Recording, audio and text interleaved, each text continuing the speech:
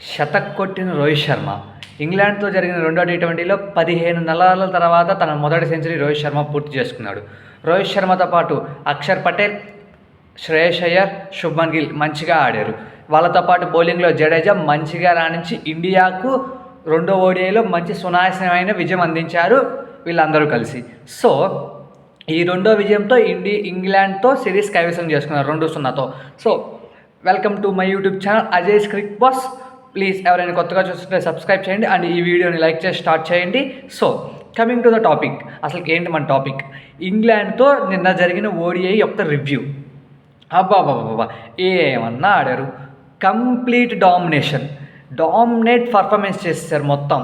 అంటే batting, bowling, fielding మొత్తం dominate చేశారు. సో ఇలా ఇంగ్లాండ్పై ఆడుతున్నారా లేకపోతే ఏదైనా చిన్న నేషన్పై ఆడుతున్నారో కూడా అర్థం కావట్లా. అంత ఈజీగా మ్యాచెస్ అన్నీ గెలిచేస్తున్నారు. మొదట టాస్ గెలిచి ఇంగ్లాండ్ బ్యాటింగ్ తీసుకుంది. It is the biggest blunder I think. అంటే ఈ మ్యాచ్లో ఇంగ్లాండ్ వాళ్ళు బిగ్గెస్ట్ బ్లండర్ ఏం చేశారా అంటే టాస్ గెలిచి బౌలింగ్ ఎంచుకున్నారు. డ్యూ వచ్చింది, సెకండ్ బౌలింగ్ సరిగా చేయలేకపోయారు. So it is the biggest blunder అని నేను చెప్తాను. ఆ తర్వాత వాళ్ళు పిచ్ని అసెస్ చేయడం కూడా సరిగా చేయలేదు. At the time of the toss Jos Buttler ఏం చెప్పారంటే ఇది బ్లాక్ సాయిల్ పిచ్, సెకండ్ ఇన్నింగ్స్లో స్లో అయ్యే అవకాశం ఉంది కాబట్టి మేము బ్యాటింగ్ తీసుకుంటున్నాం అన్నారు. సో వాళ్ళు పిచ్ని అసెస్ చేయడం సరిగా చేయలేదు, డిసిషన్ కూడా రాంగ్ అని నేను అంటున్నాను. ఆ తర్వాత వచ్చేసరికి ఏమైందంటే ఇంగ్లాండ్ టాస్ గెలిచి బ్యాటింగ్ తీసుకున్న తర్వాత ఓపెనర్స్ మంచిగా రాణించారు. బెన్ డకెట్, ఫిలిప్ సాల్ట్ ఒక 81 పరుగుల పార్ట్నర్షిప్తో చాలా మంచిగా ఆడారు.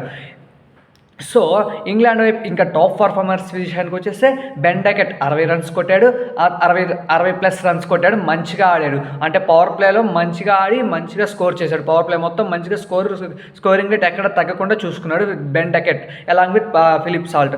ఆ తర్వాత ఫిలిప్ సాల్ట్ అవుట్ అయ్యాడు. ఎలా డెబ్యూటెంట్ వరుణ్ చక్రవర్తి బౌలింగ్లో ఫిలిప్ సాల్ట్ అవుట్ అయ్యాడు. వాళ్ళిద్దరు పార్ట్నర్షిప్ బ్రేక్ అయింది. ఆ తర్వాత వచ్చిన Joe Root is a phenomenal batsmen, one of the top performer. అంటే నిన్న జరిగిన మ్యాచ్లో జో రూట్ కూడా ఒకటి టాప్ పర్ఫార్మెన్స్లో ఉంటారు. ఎందుకు జో రూట్ కూడా 60+ రన్స్ స్కోర్ చేశాడు, మంచిగా రాణించాడు, మంచిగా ఆడాడు. అంటే ఎక్కడ తన ర్యాష్ బ్యాటింగ్కి వెళ్లకుండా ప్యూర్ క్లాస్ బ్యాటింగ్తో 60 రన్స్ కొట్టాడు. ఆ తర్వాత యాక్సలరేట్ చేసే టైంలో జడేజా బౌలింగ్లో అవుట్ అయిపోయాడు. సో అక్కడ అలా జరిగింది. ఇంకా వాళ్ళిద్దరిని మినహాయిస్తే వాళ్ళ వైపు మిగిలిన 3 బ్యాట్స్మెన్ స్టార్ట్స్ వచ్చి కానీ ఫినిష్ చేయలేకపోయారు. లైక్ ఎవరెవరు? Harry Brook, Jos Buttler and Liam Livingstone. Starts అంటే బ్రూక్ 30+ రన్స్ కొట్టాడు and Buttler 30 runs plus score కొట్టాడు and Liam Livingstone 40 runs score కొట్టినా కానీ అంటే అందరూ ఇట్లా కలిసికట్టుగా ఆడి 305 అంటే మంచి స్కోర్నే పుట్ చేశారు.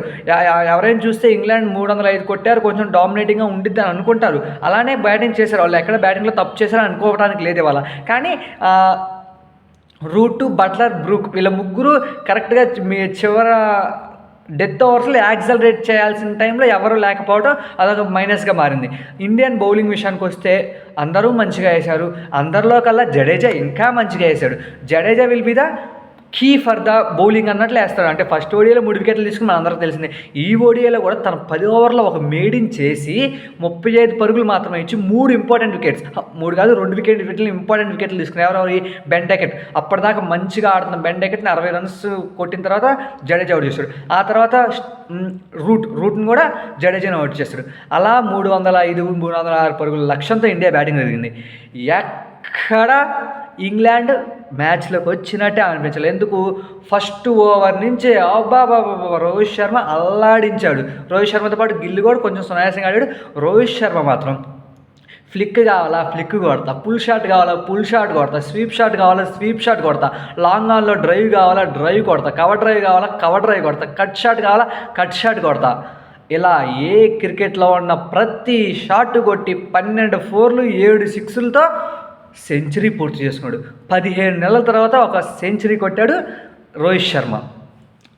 ఇది ఫ్యాన్స్కి ఫీస్ట్, పండగ, ఫెస్టివల్ అన్నీ. ఎందుకు? రోహిత్ శర్మ ఫ్యాన్స్కి పండగ అనుకోవచ్చు, ఇండియన్ క్రికెట్ ఫ్యాన్స్కి కూడా పండగ. ఎందుకు? Before the ICC Champions Trophy Rohit Sharma ఫామ్లోకి రావడం అనేది biggest positive for the Indian cricket. So Indian క్రికెట్కి మంచి పాజిటివ్ న్యూస్ ఇది మాత్రం. ఆ తర్వాత రోహిత్ శర్మ ఫినామినల్ బ్యాటింగ్. ఎలా 12 4లు 7 6లు ఫస్ట్ నుంచి డామినేట్ చేస్తూనే ఉన్నాడు బౌలర్స్ని. ఎక్కడ బ్యాక్ ఫుట్ అయ్యేలా. కానీ ఇవాళ చేసిన మంచి తనం ఏంటంటే రోహిత్ శర్మ 50 అయిపోయింది కదా, ఏదో అగ్రెషన్గా ఆడేద్దాం కొట్టేద్దాం అని వెళ్ళకుండా లూజ్ బాల్ దొరికినప్పుడే షాట్ ఆడి మిగిలిన బాల్ రొటేట్ చేస్తూ స్ట్రైక్ రొటేట్ చేస్తూ సింపుల్ అండ్ క్లీన్ బ్యాటింగ్ ఆడేశాడు. ఏ షాట్ కావాలంటే ఆ షాట్తో నిదానంగా నీట్గా ఫుల్ ఫ్లెడ్జ్డ్గా ఆడేశాడు. ఆ తర్వాత వచ్చాడు Shubman Gill will be the perfect ODI player అంటానికి మళ్ళీ నిరూపించుకుంటున్నాడు. టెస్టులు కన్సిస్టెంటీ లేదంట మనం ఒప్పుకోవచ్చు. T20 is not a T20 player అంటే ఓకే, దానికి కూడా ఒప్పుకోవచ్చు. కానీ నాట్ ఏ ఓడిఐ ప్లేయర్ అంటే మాత్రం అస్సలు ఒప్పుకోవడానికి ఛాన్సే లేదు. ఎందుకు? He was the number 3 ODI batsmen and ఎక్కడ పర్ఫార్మెన్స్ డిప్గా చూసుకోండి. ఇంతవరకు ఓడిఐస్లో మంచిగా ఆడుతూనే వచ్చాడు. తను ఈ ఓడిఐకి పనికిరాడు అని విమర్శలు వచ్చిన ప్రతిసారి తన బ్యాట్తో తను సమాధానం ఇస్తానే వచ్చాడు. ఇవాళ ఒక 60 కొట్టాడు, ఫస్ట్ మ్యాచ్ ఒక 80 కొట్టాడు, మంచిగా రాణిస్తున్నాడు. నాకు తెలిసి రేపు వెనస్డే ర్యాంకింగ్స్ అప్డేట్ అయితే రోహిత్ శర్మ ఫస్ట్కి, శుభ్మన్ గిల్ సెకండ్కి వచ్చే ఛాన్సెస్ కూడా ఉన్నాయి. అంత మంచిగా బ్యాటింగ్ చేస్తున్నారు. ఇద్దరు opening stands super and fantastic opening stands ఉంది, మంచిగా ఆడుతున్నారు. వాళ్ళిద్దరూ మ్యాచ్ మొత్తం డిసైడ్ చేశారు. 136 పరుగులు పార్ట్నర్షిప్ అయిపోయింది. కానీ 1 డౌన్లో వచ్చిన కోహ్లీ కొంచెం నిరాశపరిచాడు. ఒక్క స్ట్రైట్ డ్రైవ్ కొట్టాడు, లాంగ్ స్ట్రైట్ డ్రైవ్ ఒకటి కొట్టాడు, సూపర్ ఫెంటాస్టిక్ కొట్టాడు. కానీ తర్వాత Adil Rashid slow ball leg spin బాల్లో ఎడ్జ్ అయ్యి కీపర్ క్యాచ్ అవుట్ అయిపోయాడు. సో ఇక్కడ కోహ్లీ అవుట్ అయిపోయాడు. మనకు కొంచెం బ్యాడ్ న్యూస్ కోహ్లీ ఫ్యాన్స్గా. కోహ్లీ ఫామ్లోకి రావడం. ఆ తర్వాత అయ్యర్ ఎక్కడైతే శుభ్మన్ గిల్ వదిలిపెట్టాడో అదే రోల్ తీసుకొని కెప్టెన్ రోహిత్ శర్మకి సహకారం అందిస్తూ మరో 70 పరుగులు పార్ట్నర్షిప్ చేసి 226 పరుగుల దగ్గర ఆల్మోస్ట్ మ్యాచ్ డిసైడ్ చేసి రోహిత్ శర్మ అవుట్ అయిపోయాడు. ఇక్కడ అయ్యర్, అక్షర్ పటేల్ ఇలాంటి వాళ్ళు అందరూ ఫార్మాలిటీస్ ఫిల్ చేస్తుంటే అయ్యర్ మంచిగా 40 రన్స్ మీద ఉండగా రన్ అవుట్ అయిపోయాడు. ఆ తర్వాత అక్షర్ పటేల్, జడేజా సునాయాసంగా మ్యాచ్ని ఫినిష్ చేశాడు. కానీ కేఎల్ రాహుల్ బ్యాటింగ్ కొంచెం మంచిగా ఫామ్లోకి రావాలి అండ్ విరాట్ కోహ్లీ ఫామ్లోకి వస్తే ఇండియాకి ఈజీగా మిగిలిన మ్యాచ్ల్లో ఆడుతూ గెలుస్తుంది. అండ్ ఫ్యూచర్లో ICCI ఛాంపియన్స్ ట్రోఫీలో కూడా మంచి ఛాన్సెస్ ఉంటాయి ఇండియా గెలవడానికి. సో ఇక్కడ ఇంగ్లాండ్ బౌలింగ్ విషయం చెప్పుకోవస్తే ఆదిల్ రషీద్ వీళ్ళందరికన్నా కూడా వాళ్ళ లేమ్ లివింగ్స్టన్ మంచిగా బౌలింగ్ చేశాడు. 4 ఎకానమీతో మంచిగా బౌలింగ్ 4-5 ఎకానమీతో మంచిగా బౌలింగ్ చేశాడు. ఆ తర్వాత జెమ్మీ ఓవర్టన్ 2 వికెట్లు తీసుకున్నాడు, మంచిగా బౌలింగ్ చేశాడు. అసలు స్టార్టింగ్ బ్రేక్ త్రూ అందించిందే Jamie Overton. So Jamie Overton కూడా మంచిగా చేశాడు. మన ఇండియా బ్యాటింగ్ విషయానికి వస్తే Rohit Sharma fantastic, mind blowing, absolutely cinema చూపించాడు వాళ్ళ అందరికీ. సో ఎలా 12 ఓవర్లు 7 సిక్సర్లతో 119 పరుగులు చేశాడు 90 బంతుల్లోనే. స్ట్రైక్ రేట్ కూడా మంచిగా ఆడాడు, మంచి రికార్డులు కూడా సాధించాడు. ఇలా అందరూ మంచిగా ఆడి ఇండియా మ్యాచ్ సునాయాసంగా గెలిచింది.